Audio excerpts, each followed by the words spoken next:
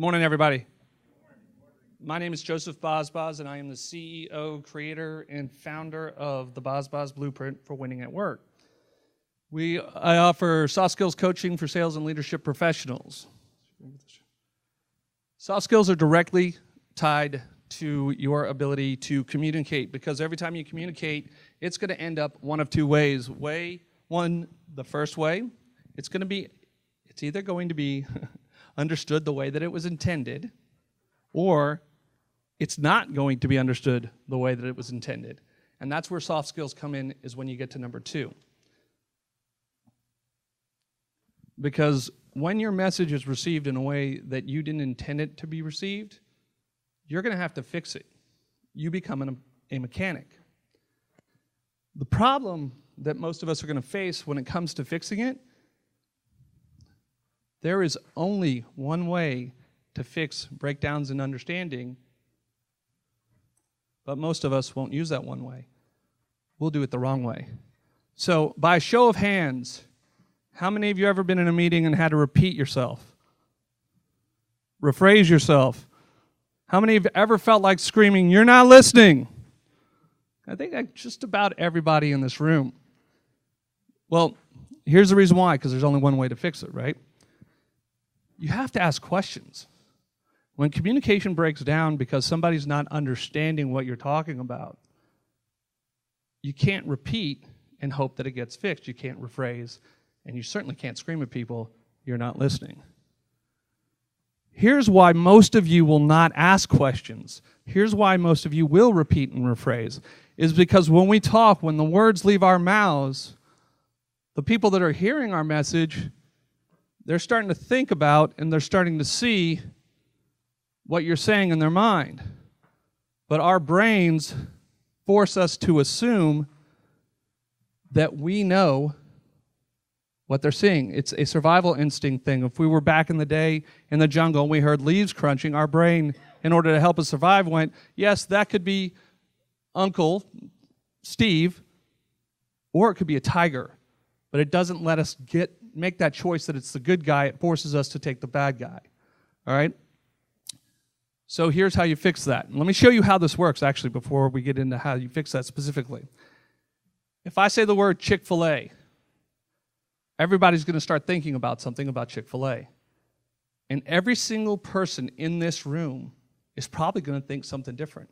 I've asked over 250 people what they think about when they hear Chick-fil-A, and I almost always get a different answer. Imagine that is when you're in a conversation with somebody and each word that you use is being understood in a way that's completely different. Well, here's how to get the behavioral change. Here's how to snap instantly away from wanting to repeat and rephrase. Okay, well, let me also say this.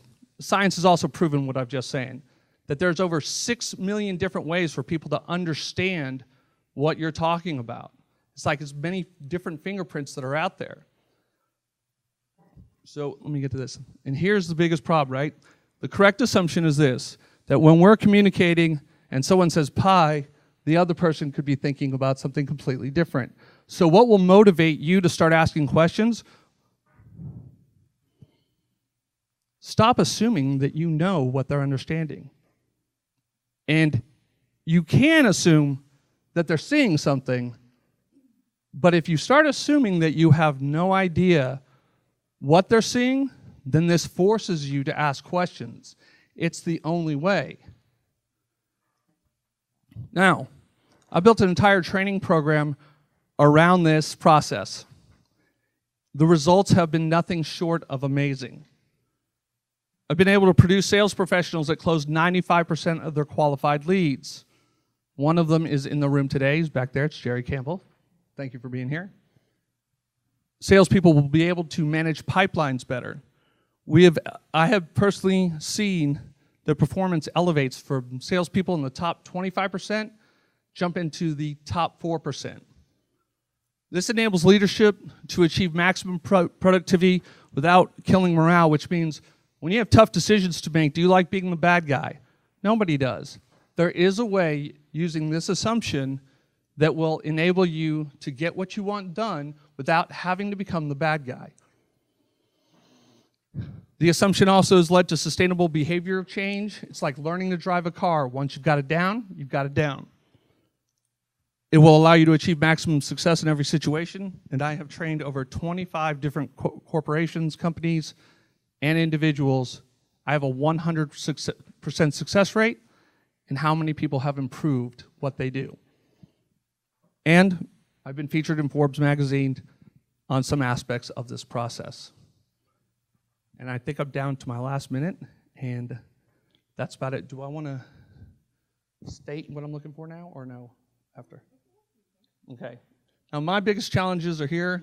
One is graphic design. I'm not very good at it on my own. So if you know anybody in graphic design, and direct introductions to decision makers who can write checks. And that's it. Thank you very much for your time. Oh, I have one more thing. Can I say one more thing? All right, I have one more thing I think to say here. This is the actual blueprint. It's not filled out. If after all of this is done, when we meet out there in the lobby, if any of y'all can fill this out, I will give you 1 year of free training. I think you might have some takers on that. I might try it. Okay. Say again? Does it have to be correct? That's a great question. I assumed that you would know that. But yes, you must. For those who don't know that, you must answer it correctly. Thank you for asking that great question. Oh my gosh. We just saw your whole process in action. See, you assumed that we all interpreted. We could just answer it any kind of way. Yep, it happens automatically. I'm surprised with you. Going to have to run you through your own class. My name is Melithia Campbell. I'm one of the organizers, as you guys know. And I'm going to kick off our Q&A, and I promised our presenters that it's going to be grueling today. We're going to have the most challenging questions that anybody ever had today because it's raining and we're cold, and I was grumpy this morning because I'm teasing. I can handle it. Even if you're not teasing, I can handle it. Well, we have 14 minutes of Q&A. I'm going to walk out into the audience with this mic as I normally do. Please hold on to it until he completes the answer to your question because we see that oftentimes something else comes up. So I'm going to head out now. I'll have the timer with me, and we'll get started if you're ready to go. I'm ready. All right, let's do it. I think this is Jerry. You're one of your clients. Does he have to leave? He told me he had to leave as soon as I was done. So Joseph, obviously I'm familiar with the thing, but so how are you offering this today? Are you offering it as a training for individuals, for groups? How are you positioning this today? Thank you. That's a great question. I'm offering it for individuals and also for corporations. So I do both, and the price structure will vary depending on many things. So if you do have a question on the price structure, it's better to take that offline than up here because we'd be here a while. But thank you. Joseph, just so we're clear, so you said price structure we're taking offline, but just in business model in general, do you want to talk about like the different flavors of your business model? Because you didn't cover that so much in the presentation. Like, is it just a flat fee basis? Are we talking about a subscription program? Like, how are you looking at generating revenue in general? Another great question. It is a flat fee basis, and it lasts over a year period. Did that answer the question? Yes.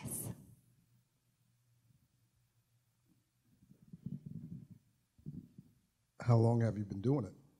Been doing it for the past 5 years.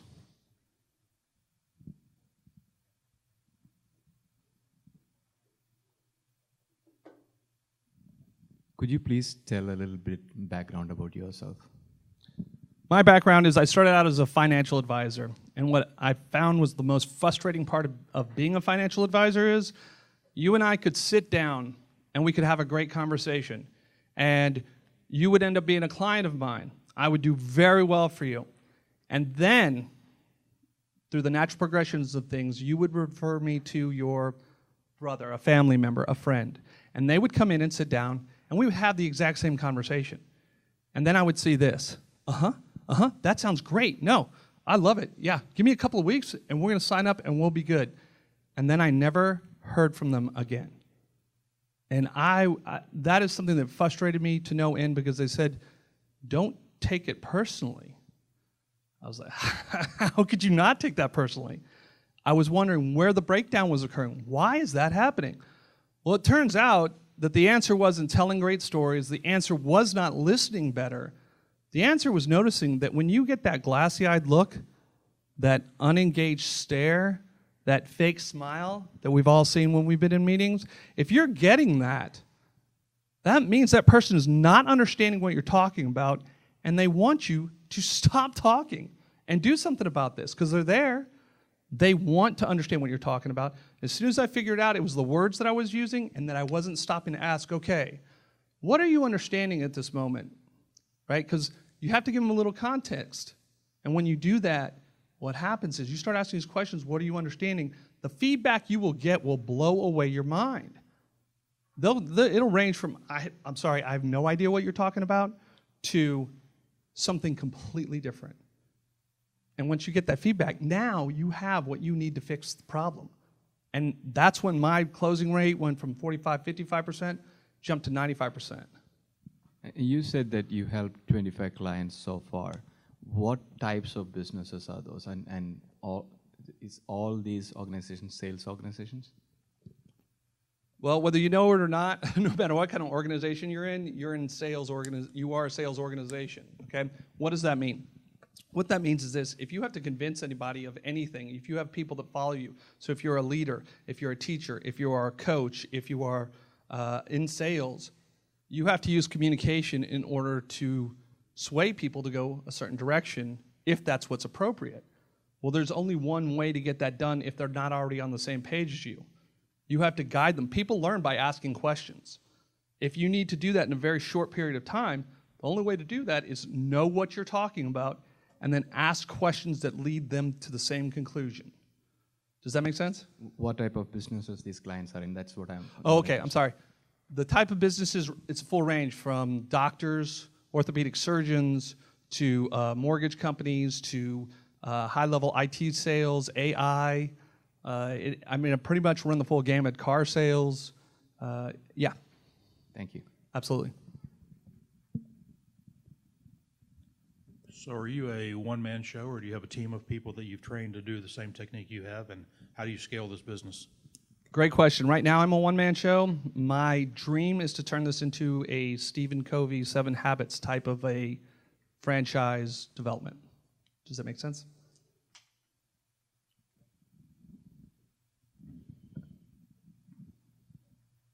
Hi. What's your USP? So I'm sitting here as a business owner, and I don't know what your unique selling proposition is. I kind of don't understand your business model completely.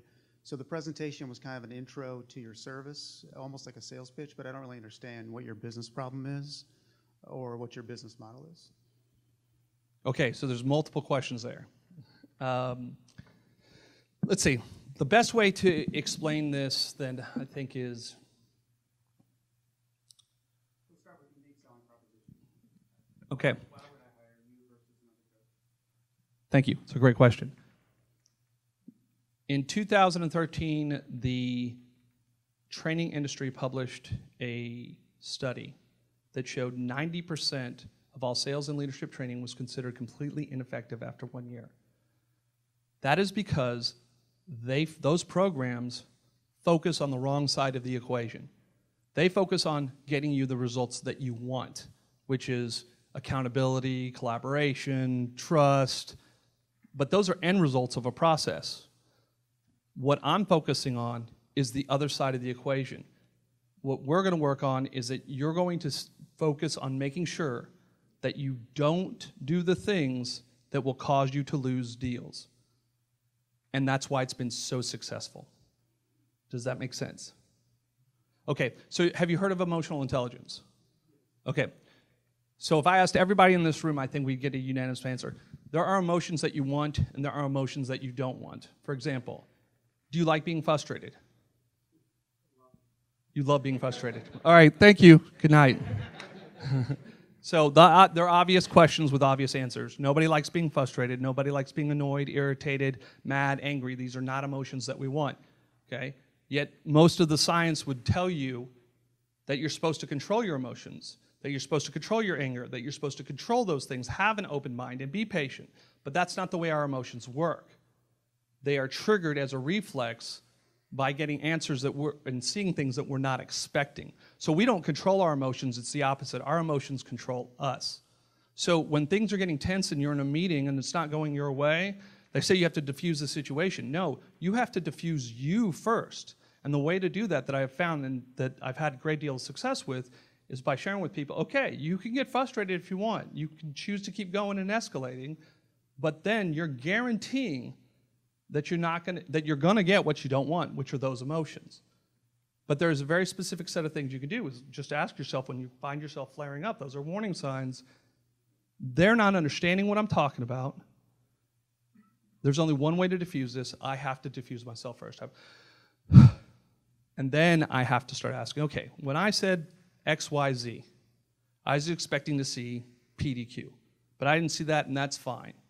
But because you're not responding that way, I feel like I'm missing something. Can you help me out? Can you complete the picture for me? Now, what you get back is going to be huge, and this also shifts your inherent behaviors from a blame-oriented approach to a solution-oriented approach. What is the solution? What am I missing?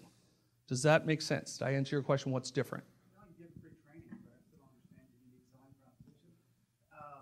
I appreciate what I appreciate that you're giving us an insight into your actual business, but I don't still understand why I would hire you over any of the other coaching programs. But I think I've hogged enough of your time. It's a great question, unless we have a point. Do you have some insight? Well, I just want to narrow it down. So just in short, like if we had multiple people in this room and they have the same type of program, it's communications based, it's soft skills, like I have 5 options, and maybe I do in the audience today. Just give us one key differentiator, not the type of program that you have. Is it the success rate that you have? Like what? I'd have to say it's the success rate. It's been 100% success rate. I've done the numbers, so have my clients. I mean, they're closing 95% of their qualified leads now. They're not arguing as much. There's less stress. It actually works. I personally tried a lot of the other programs. While that sounded great, I never got the changes that I wanted to see. Okay. You have some other questions? Thank you, by the way. No, hey, I appreciate the good questions too. Thank you. And maybe you guys can continue the conversation. You should follow up with him because it's a valid point. We do want to dig in more to the business model, and we should understand what your differentiator is because there are a lot of companies focusing on executive coaching. So I think you might want to follow up. That'd be a good thing. Absolutely. Hi. Hi, good morning. Good morning. I think the way you have been explaining things, it's kind of, we are trying to assume more in terms of your business model. What I think we all are trying to clarify, I don't know, at least for me, is are you teaching to ask the right questions? Is that what you're trying to teach, or are you teaching something other? What are you teaching? Like, if you're talking about, clearing your own mind, I would do meditation to, clear my own mind rather than ask you what in terms of a right question is. That's a great question. If I think I've understood it right, I'll get the answer correct, and I'll show you here. So in terms of what questions you need to ask will depend on the situation that you're in, but it requires, and this is where a lot of the work comes in, is sitting down and learning your process. You got to make it consciously aware of how you learned the problem that you're trying to solve, and then instead of telling people what the answer is, you have to turn that into a question. Did that make any sense? Because your face is telling me it did not. I mean, I'm just trying to figure out, what are you trying to teach at the end of it? You have so many business models, and to understand it, and for you to suggest to me to ask the right question, you have to understand the business model to make me really come out with the right question to you. It's a great question, but now I'll refer to what Malithia said a minute ago. Maybe we could talk offline. Communication's much harder than most of us think, all right? Like you said, you're using a lot of words, and you see in your mind exactly what that means. I can't see what you're specifically getting at, and if I'm not answering your question, I don't want to put all these people through. Basically, I'm confused about your business model. That's why I'm not asking you the right question. And that's entirely on me. That's my fault. I need to find a better way to communicate that, and I appreciate that feedback. It's not always easy to do. All right, we'll take 2 more questions, and then I'll close it out, David. Do you have more numbers to share about the the value generated by your coaching? Like you say, you have a 100% success rate at making people better salespeople, but that's still very vague, right? As far as like the amount of value generated, right? If you could say that, I could get, improve the closing rate from, this number to this number, and each close is worth this amount. You could say, okay, well, I can generate, $10,000 worth of value for you per year, which, presumably you should be able to charge some amount up to that. So if you had more numbers, I'd be more convinced of the value generated. You understand? Like, it would be more clear to me, because right now it seems all very qualitative. Sure. It'd be nice if it more quantitative. Okay, you know what? I can work on that, and I can get your email after this and send it to you or send it out to everybody that's here. I think we'll get an opportunity to do that. So thank you for that question. I'll try and work on that. Sure.